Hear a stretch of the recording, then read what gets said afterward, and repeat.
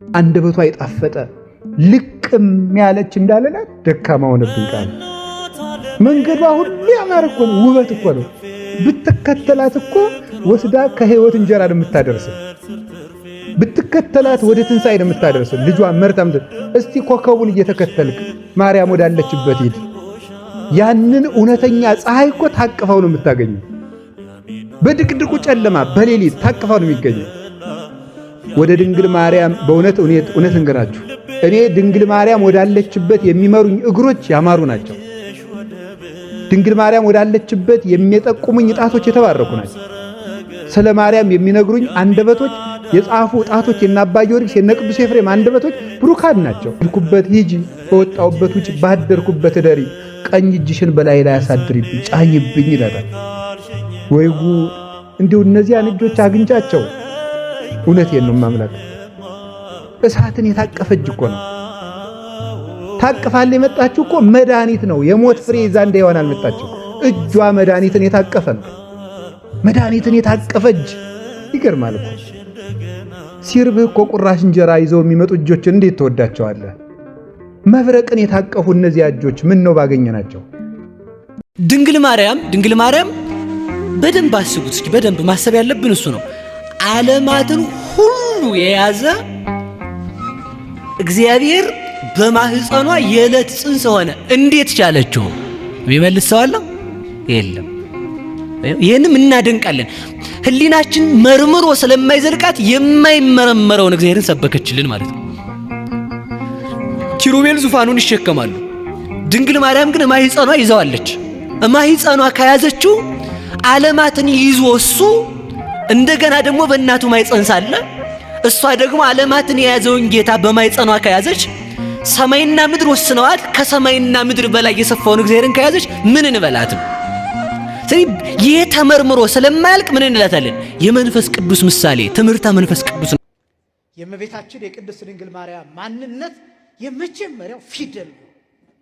ይሄ ፊደል ቅርጹ ከተበላሸ ከተሰረዘና ከተደለሰ ከተዘቀዘቀ ንባቡ ይበላሻል።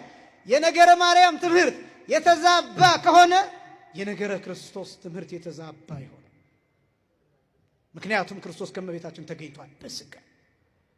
በደንብ አስተውሉ። በስጋ ድንግል ምንጭ ናት። ክርስቶስ ውሃ ከምንጭ ከእመቤታችን ፈልቋል። ድንግል መሶብ ናት።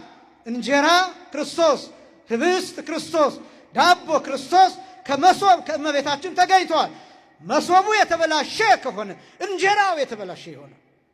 ህብስቱ የተበላሸ፣ ዳቦ የተበላሸ፣ መሰቡ ንጹህ ካልሆነ፣ መሰቡ በጭጫን የተወረረ በትል የተወረረ ቆሻሻ ያልጸዳ ንጹህ ያልሆነ ከሆነ ከመሰቡ የሚገኘውን ህብስት እንጸየፈዋለን። ምንጩ የደፈረሰ ከሆነ ከምንጩ የሚገኘውን ውሃ እንጸየፈዋለን፣ በሽታም ያመጣል። ስለዚህ ምንጩን ጠንቅቀን የምናስተምረው ለዚያ ነው። መሶቡን ጠንቅቀን መብያውን፣ ትሪውን፣ መጠጫውን፣ ሲኒውን ጠንቅቀን ንጹህ እንደሆነ እኛ አይደለንም ንጹህ ያደረግነው፣ ንጹህ እንደሆነ አበክረን አጠንክረን የምንናገርበት ምክንያት የተገኘውን ህብስት ከፍታ ለማሳየት ነው። ያ ህብስት የዘላለም ህይወት ህብስት ነው። ያ እንጀራ የዘላለም ህይወት እንጀራ ነው። ያ ውሃ የዘላለም ህይወት ውሃ ነው። ማያልቅ ውሃ፣ ማይነጥፍ ውሃ፣ እየተጠጣ ማይደርቅ ውሃ፣ በልባችን የሚፈስ ውሃ፣ በአይምሯችን የሚጎርፍ ውሃ፣ በነፍሳችን የሚያልፍ ውሃ፣ የሚያለበልመን ውሃ፣ የሚያረጥበን የሚያለሰልሰን ውሃ፣ ፍሬ እንድናፈራ የሚያደርገን ያ ውሃ የተገኘባትን ምንጭ እመቤታችን ጠንቅቀን የምናስተምረው ለዚህ ነው። ስለጥንተ አብሶ ስንናገር እመቤታችን ቅድስት ድንግል ማርያም መርገመ ሥጋ መርገመ ነፍስ የለባትም ብለን የምንናገረው ለዚያ ነው። እኛ አይደለንም ከሥጋ መርገምና ከነፍስ መርገም ንጽሕት እንድንሆን ያደረግናል። ራሱ እግዚአብሔር አስቀድሞ ስለጠበቃል። ነቢዩ ኢሳይያስ እንዲህ ብሎ ስለተናገረ ትንቢተ ኢሳይያስ ምዕራፍ 1 ቁጥር 9 ላይ አሸናፊ እግዚአብሔር ዘርን ባያስቀርልን ኖሮ ይል። ምንን ባያስቀርልን ኖሮ? ዘር። እግዚአብሔር ዘር አስቀርቷል። ዘረመል አለ። ኃጢአት እንዳያርፍበት፣ ነውር እንዳያርፍበት፣ የሥጋ መርገም የነፍስ መርገም ያ እንዳያርፍበት ጠብቆ ያስቀመጠው ዘር አለ።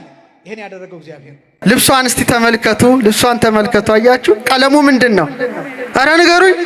ከውስጥ ምንድን ነው? ከውስጥ ምንድነው? ከላይ ምንድነው? ይሄ ነው። ንስሐ ለማንው ለስዕለ ማርያም ቡርክት የእስራኤል ደናግል ቀይ ለብሰው ይታያሉ። እናቶች ሲሆኑ ደግሞ ሰማያዊ መጎናጸፊያን ይጎናጸፋሉ። ባንዴ ቀይ ባንዴ ሰማያዊ መጎናጸፍ አይቻልም። ምክንያቱም ድንግል ሲሆኑ እናት መሆን አይችሉም። እናት ሲሆኑ ድንግልና የላቸውም። ድንግል ማርያም ግን እናትነትን ከድንግልና ጋር አስተባብራ የተገኘች ብቸኛ እናት በመሆኗ ከውስጥ ቀይን ከላይ ሰማያዊ ደርባ ተገለጠች። ከሷ በቀር ማናለች? በሷ የተቃርኖ ስራ ይነበባል።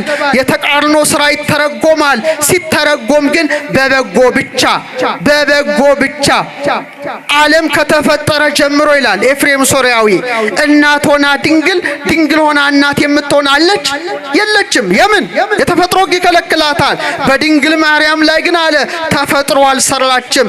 የተፈጥሮን ሕግ ሁሉ ሰባብራ በቀይ ቀሚሷ ድንግልናዋን በሰማያዊ መጎናጸፊያ እናትነቷን ያመለከተች ከሷ በቀር ማን ትገኛለች? ወደር የሌላት እናት ናት።